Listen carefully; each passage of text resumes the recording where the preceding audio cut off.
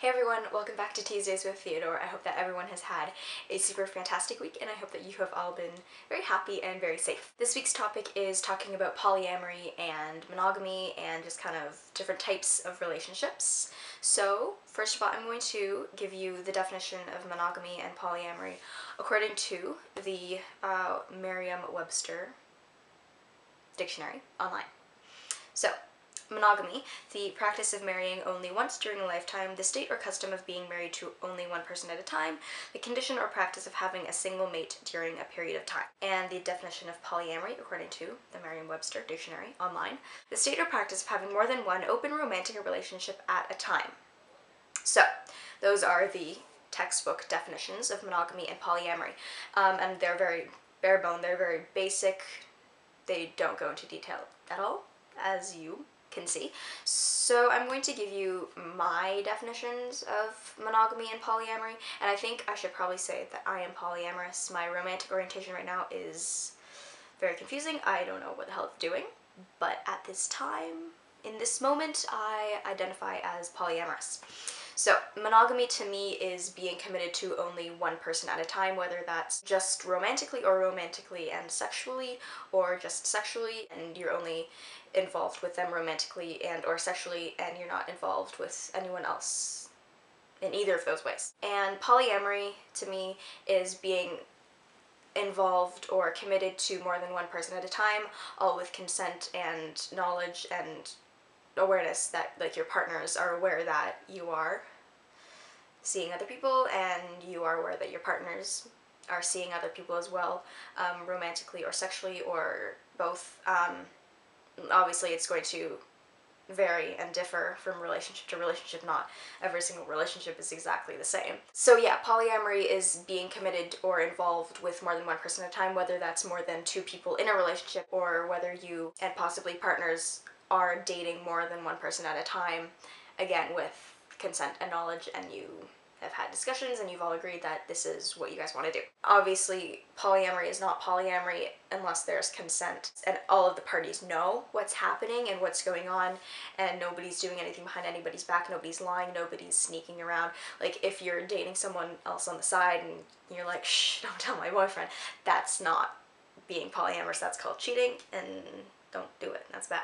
Cheating is bad. A common misconception is that polyamory is just cheating and people just want to like cover it up and make themselves feel better, which is not the case at all. Polyamory is completely different than cheating. Cheating is gross and not okay, and polyamory is fine. Polyamory is cool, as I keep saying, as long as there's consent and knowledge of all parties involved. An example of polyamory is 3 or more people involved and committed to each other, like either romantically or sexually or both. And another example is that you and your partner might also be dating other people, but they're not involved with your partner. So like this is you and this is one of your partners, and you might be dating these 2 people, but they aren't necessarily involved with this partner, and this partner of yours, this is you, this is one of your partners, this partner might be dating these 2 people, or 3 or 1 or however many, but they aren't necessarily involved with you or your other partners. That's another web of polyamory, if you will. And obviously all parties are aware and have given consent and you've had discussions and you know what's going on and everyone's happy.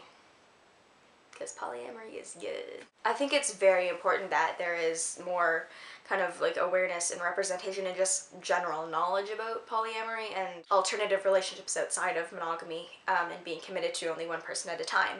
Because, I mean, I know when I first started realizing and thinking about, hey, I think I might want to be in a relationship with more than one person, I didn't know anything about healthy polyamory or that it even existed. I didn't know that polyamory in a healthy way was real and like was okay and people did it and people were polyamorous. All I knew was of like the weird like religious cults where the girl is married off to her like great uncle by the time she's 16, who already has 62 other wives, which obviously is not the same thing.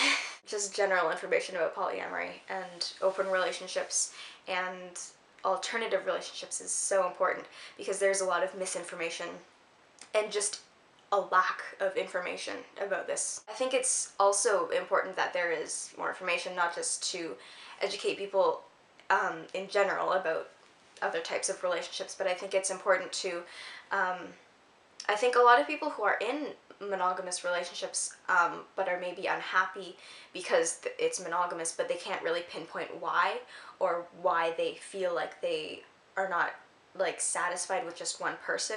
That sounds a little bit bad, and I'm gonna come back to it in just a second, but it's because they don't have the knowledge, because there isn't very much knowledge about it unless you are friends with polyamorous people, or you're in a community where there's a lot of information and education about polyamorous relationships. Because in general, like, you don't learn about it unless you reach out. You learn about it on your own, and you make the initiative to learn about it. So coming back to the thing that I said about one person not being satisfying enough for said person, it's not that one person is like lackluster. They're not like not enough.